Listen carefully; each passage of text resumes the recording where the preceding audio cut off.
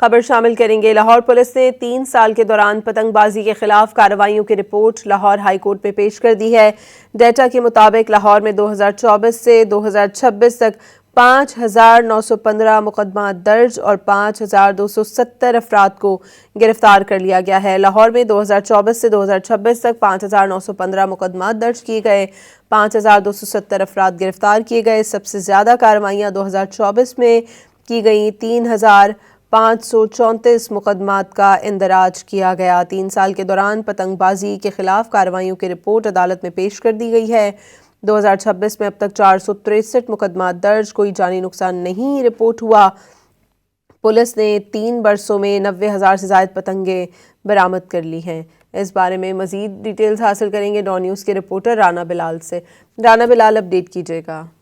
बसंत की इजाजत देने के खिलाफ केस में सीसीपीओ लाहौर ने भी अपनी तहरीरी रिपोर्ट लाहौर हाई कोर्ट में पेश कर दी है, जिसमें यह बताया गया है कि 2024 से 2026 तक पतंगबाजी पर मजबूरी तौर पर 5,915 मुकदमात दर्ज किए गए और साल 2024 में पतंगबाजी पर सबसे ज्यादा कार्रवाइयां की गई, जिनमें 3,534 FIR दर्ज की गई। इसी तरह 2025 में पतंगबाजी के खिलाफ 1,918 मुकदमा दर्ज किए गए और एक शहरी जो है वो 2025 में जांबाक हुआ।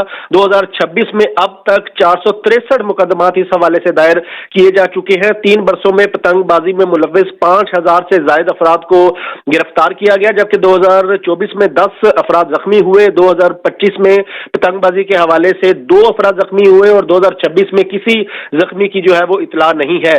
पुलिस ने 3 वर्षों में 90,000 से ज्यादा पतंगे जो है वो बरामद की हैं कार्रवाइयां करते हुए, और खतरनाक डोर के खिलाफ क्रैकडाउन में 5,000 से जायद केमिकल और धाती डोरें जो है वो जब्त की गई हैं पुलिस की जानिब से।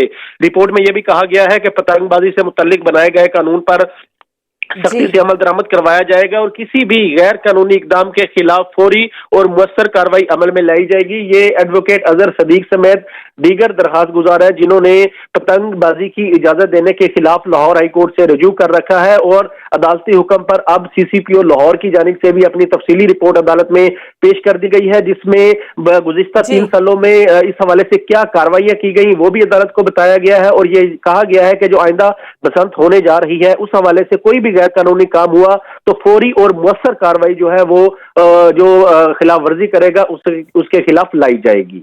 बहुत शुक्रिया राना बिलाल आपका।